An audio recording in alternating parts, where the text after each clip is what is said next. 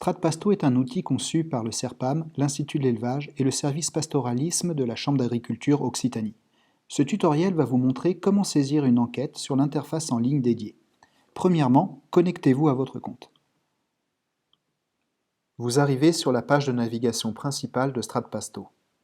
Vous avez un bouton ici pour télécharger la documentation telle que le tutoriel ou le guide d'enquête en exploitation. Premièrement, vous devez choisir l'étude dans laquelle s'inscrit votre enquête. Voilà. Ensuite, vous devez obligatoirement créer une nouvelle exploitation en cliquant sur le plus ici. Saisissez en premier le code INSEE de la commune, le département, la petite région, la région administrative et la commune apparaissent automatiquement. Saisissez ensuite tous les autres champs obligatoires, c'est-à-dire tous les champs sauf les champs téléphone et mail qui, eux, sont optionnels.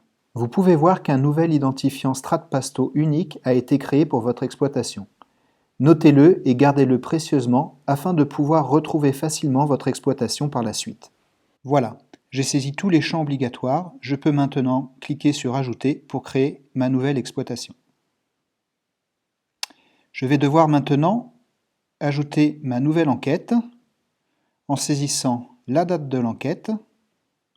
Donc voilà, c'était en 2018, avril 10. La campagne renseignée, 2017, dans ce cas-là. Ajouter. Avant de commencer à saisir votre enquête, vérifiez dans le bandeau supérieur que vous avez bien la bonne étude, la bonne exploitation et la bonne enquête qui sont sélectionnées. Vous commencez par saisir dans l'onglet « Exploitation » la main-d'œuvre. Donc ici, sur mon enquête, j'ai 2 exploitants, 0 salarié et 0 bénévole.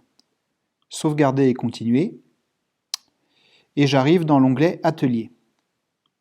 Je vais donc ajouter un atelier, dans mon cas, un atelier ovin allaitant,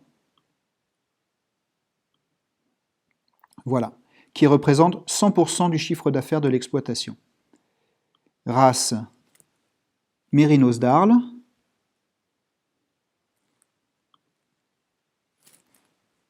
Poids vif moyen des femelles en production 50, c'est bon. Circuit de vente, vente directe. Et pas de transformation à l'exploitation.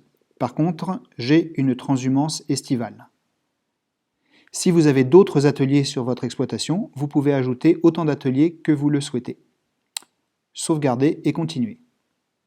J'arrive maintenant sur l'onglet Surface, type de surface, où je vais sélectionner les types de surface utilisés par mon troupeau. Donc ici, prairie permanente, parcours boisé hors alpage estive d'altitude, j'en ai sans ressources fruitières et à ressources fruitières. Et les alpages estives d'altitude, ici les sous-catégories pelouse et bois.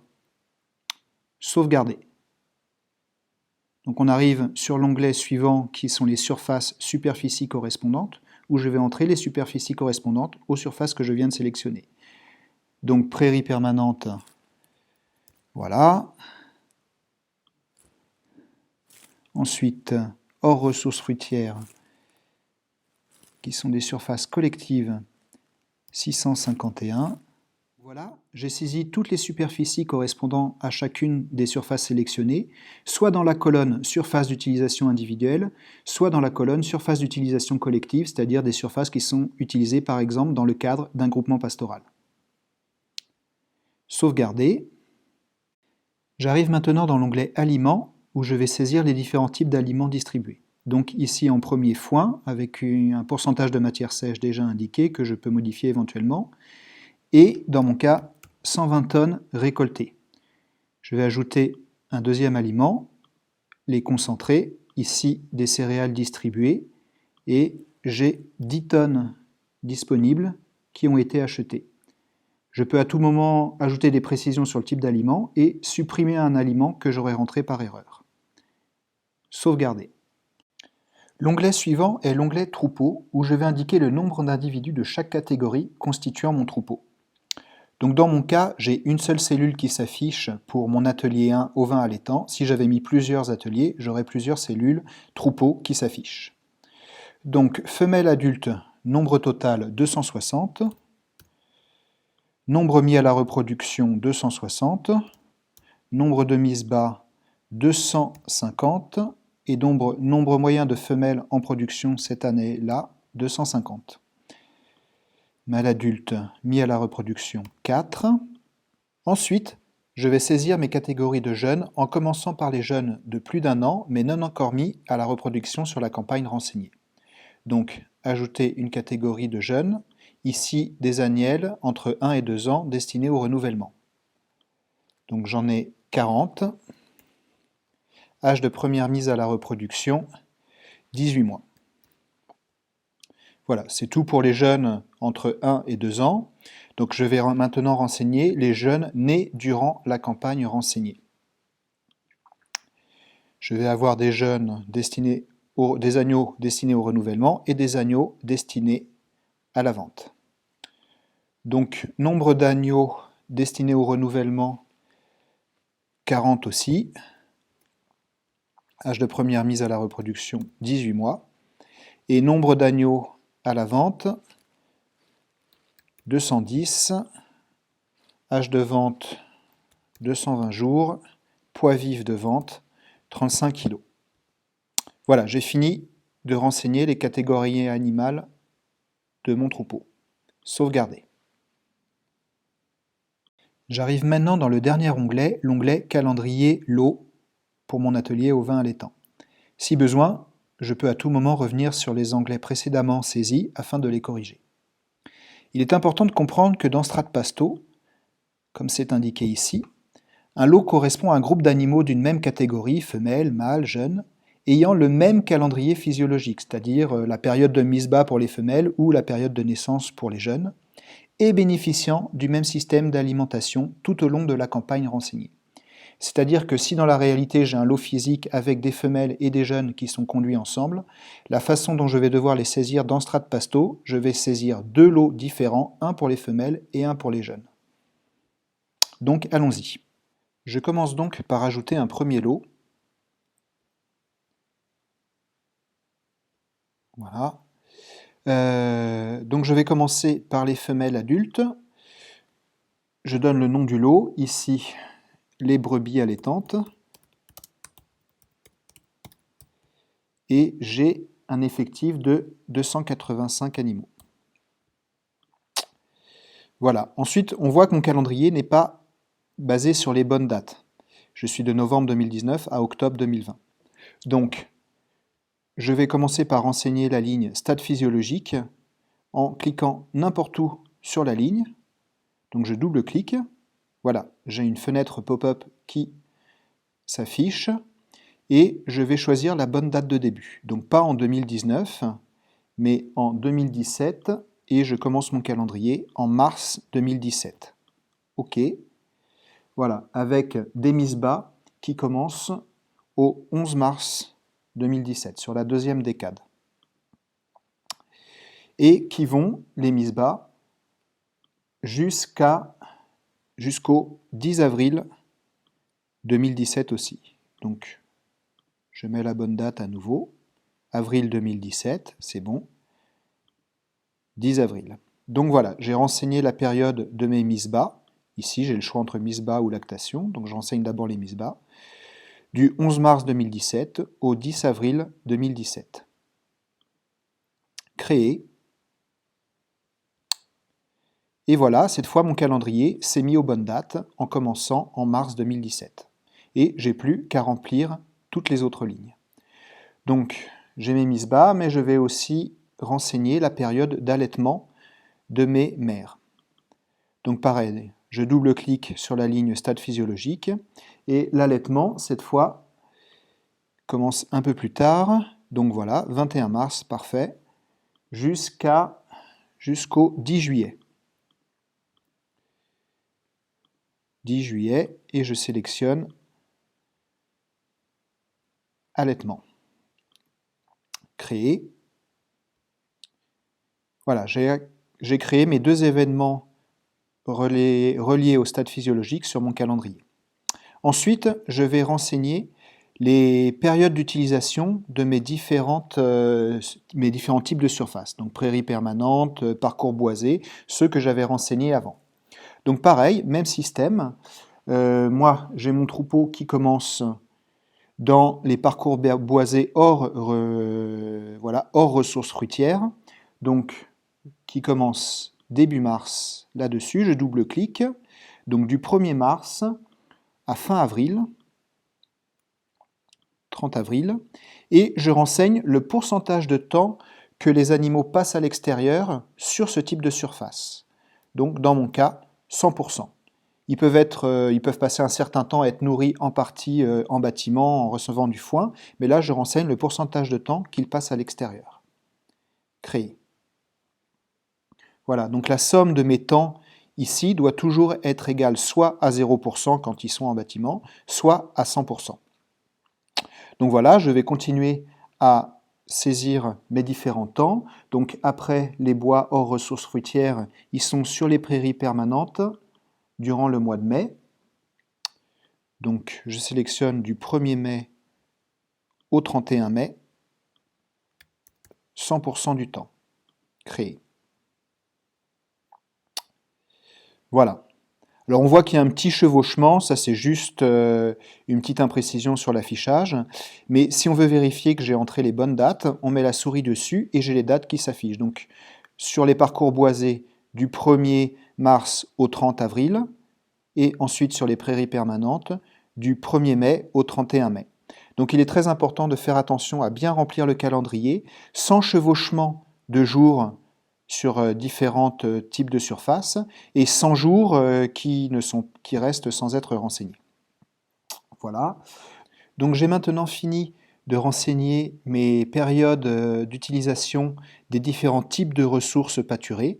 Donc voilà, 100% ici, ici, ici. Donc là, on voit que sur le mois d'octobre, j'ai mon troupeau qui est partagé à 75% de son temps de pâturage à l'extérieur sur les alpages, les pelouses d'alpage et 25% sur les bois d'alpage. Puis ensuite, ils reviennent 100% sur les parcours boisés à ressources fruitières, puis 100% sur les parcours boisés hors ressources fruitières.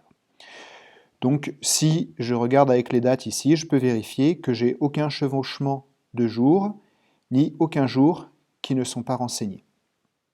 Donc il me reste maintenant à renseigner le foin et les concentrés distribués. Donc pour ce lot-là, il n'y a pas de foin qui soit distribué, mais des concentrés, oui. Donc même système, je double-clique sur la ligne concentré céréales. J'ai le pop-up qui s'ouvre. J'ai une période de distribution du 1er mars voilà, à fin avril. Et là, cette fois, j'indique les quantités distribuées en kilogrammes de concentré brut par jour par tête. Dans mon cas, 0,22.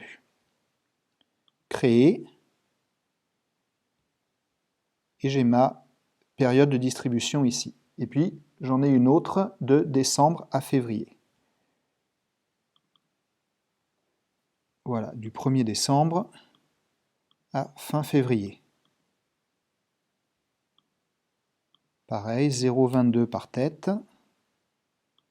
Créer. Voilà, j'ai maintenant terminé de saisir mon premier calendrier, celui pour les brebis allaitantes. Je vais maintenant renseigner les différents autres calendriers pour les différents autres lots, et je peux faire par différents systèmes. Soit ajouter un lot vierge que je saisis entièrement, donc pour l'instant je vais le supprimer, soit dupliquer le calendrier d'un lot existant si le calendrier d'alimentation du nouveau lot que je dois saisir est identique ou du moins semblable à un lot existant. Donc là, c'est ce que je vais faire avec le lot que j'ai déjà saisi, parce que le lot des mâles adultes que je dois saisir est très semblable au lot des femelles adultes. En fait, c'est un seul lot qui est conduit ensemble, donc leur calendrier d'alimentation est exactement le même. Bien sûr, la ligne stade physiologique doit être changée, donc je supprime les événements mise bas et allaitement. Je renseigne la nouvelle catégorie animale, mâle adulte, un intitulé de lot, mâle reproducteur, voilà, et j'ai 4 individus. Et j'indique dans la ligne stade physiologique la période de reproduction, qui est dans mon cas le mois d'octobre.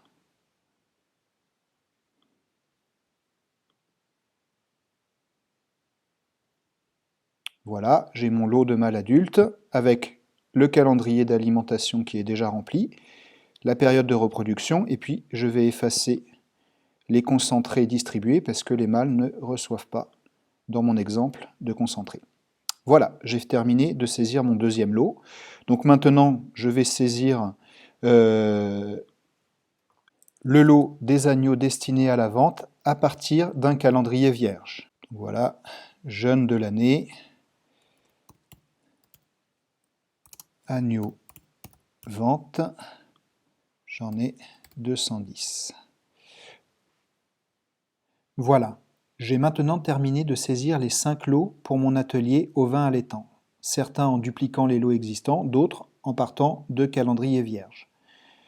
Donc maintenant, très important, je vais sauvegarder ce que j'ai saisi, et puis, afin de finaliser la saisie de mon enquête, je vais en haut à droite et je clique sur le bouton « Finaliser et soumettre l'enquête ».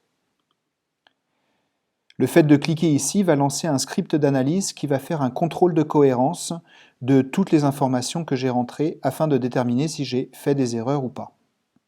Je peux donc voir sur le contrôle de cohérence que j'ai 2 lignes avec des erreurs qui s'affichent ici.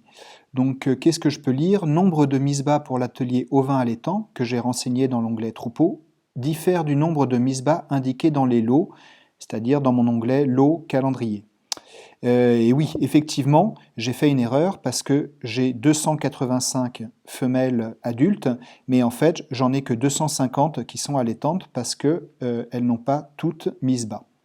Donc, je retourne dans mon calendrier, je vais modifier mon lot femelle adulte brebis allaitante.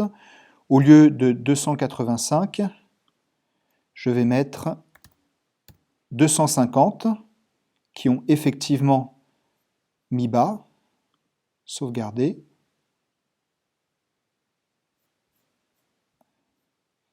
Voilà, c'est bon. Et je vais dupliquer ce lot de brebis allaitantes.